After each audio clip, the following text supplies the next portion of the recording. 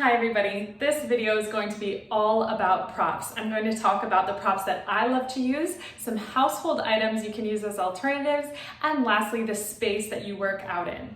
I love using props, but I want you to know that you do not need any of these to get an awesome workout with my program. They are only there to increase challenge and to help you connect a little bit deeper. As you get stronger and as you get more confident with these moves, that's when I want you to start increasing your weight, progressively loading with some of these fun and challenging props. Let's get into the video. The first two props I want to talk about are a chair and a towel. Super simple. I think most of you guys have these at home. They're pretty self-explanatory and they're going to be awesome props for my workouts.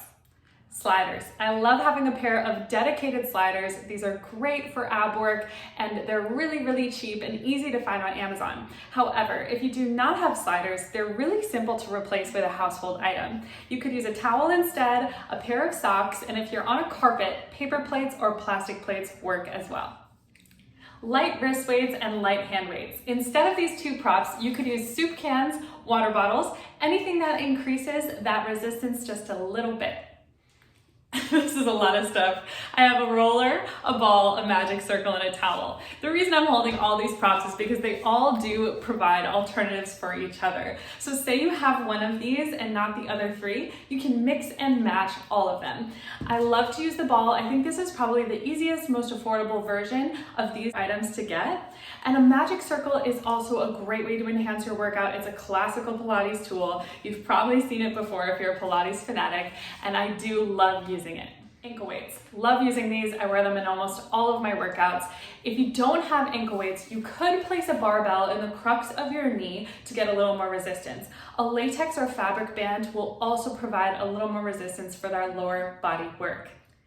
Speaking of bands, here are three that I use in a lot of my workouts. I have a long TheraBand. If you don't have a long TheraBand, you could replace this with pantyhose or leggings. I have a latex loop band and a fabric loop band. They're both fantastic. The latex is very versatile and you could use it for upper body as well as lower body. And the fabric band most often has a little bit more resistance than the latex band. It also will never snap on you and it doesn't get rolled up. A kettlebell. If you don't have a kettlebell, you can maybe find something inside your house that weighs a little bit more than your hand weights and that you can use for some of our lower body work as you start to progressively load your routines.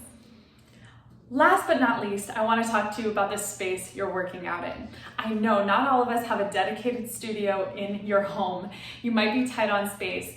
Make sure you have a space that you feel comfortable in where you can outstretch your arms and legs and you're safe to move. It's also important that this space feels like a quiet place for you where you can really focus on moving. You may also want to have a small storage bin where you can place some of these props in your dedicated space. I always recommend having a dedicated space to work out because it's going to help you to be more accountable. It will make it simple for you to just show up and get that workout in. And that's all I have today for props. If you have any questions, always reach out to me. I respond to all my messages and I'm so happy to help.